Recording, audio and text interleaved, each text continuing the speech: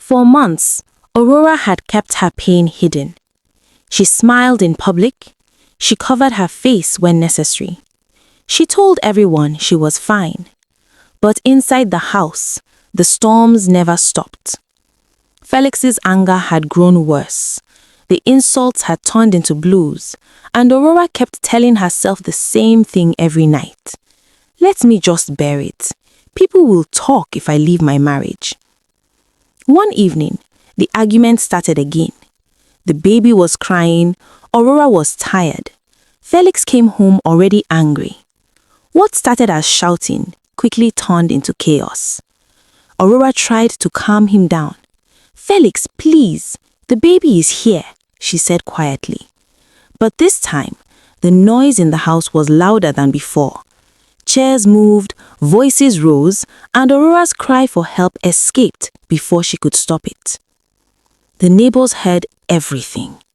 For the first time, the door of silence was broken. People rushed outside. Some knocked hard on the door.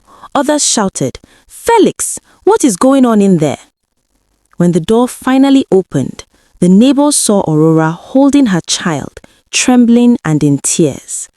The truth was finally visible. One woman from the neighborhood shook her head in disbelief.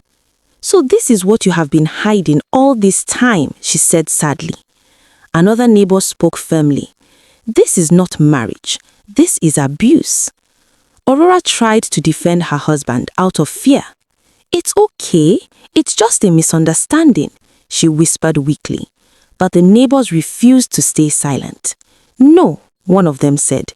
"You cannot keep covering this. You have a child. Your life matters."